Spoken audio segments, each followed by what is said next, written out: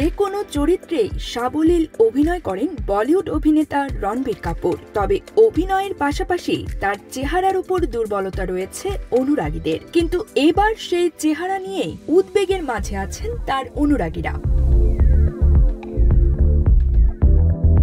হঠাৎ চেহারায় পরিবর্তন দেখা গেল রণবীরের। তার সাম্প্রতিক চেহারায় ভেসে ওঠে শীর্ণতা, চোখে নেই সেই চেনা জ্যোতি, মুখও ম্লান, অযত্নে ওঠা দাড়ি, পোশাকেও নেই উজ্জ্বলতা। আর রণবীরের এমন সুরত প্রকাশ্যে আসতেই উদ্বেগে পড়ে যান তার অনুরাগীরা।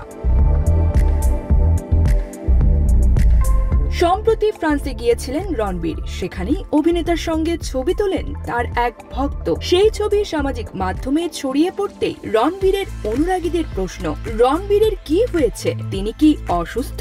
এই ছবি দেখে আবার অনেকের বক্তব্য, রণবীরের মুখে বয়সের ছাপ পড়েছে। একজন মন্তব্য করেছেন, সঞ্জু ছবির পর থেকেই রণবীরের মুখে বয়সের ছাপ পড়েছে। তার একই সময়ের অভিনেতাদের মধ্যে রণবীরকেই দেখতে সবচেয়ে বয়স্ক লাগে।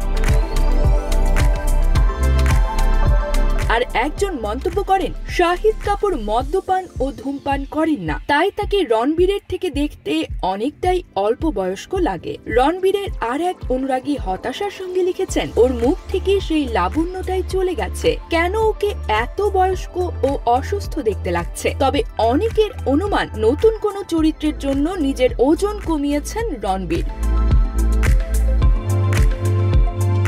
রণবীর কাপুরকে শেষ দেখা গেছে সন্দীপ রেড্ডি বঙ্গার ছবি অ্যানিমালে। এই ছবি বিভিন্ন সমালোচনার মুখে পড়লেও রণবীরের অভিনয় প্রশংসিত হয়েছে। বর্তমানে তিনি রামায়ণ নিয়ে ব্যস্ত। এছাড়াও সঞ্জয় লীলা ভান্সালীর পরিচালনায় লাভ অ্যান্ড ওয়ার রয়েছে তার হাতে। এই ছবিতে অভিনয় করেছেন আলিয়া ভাট ও ভিকি কৌশলও। News desk, channel 16।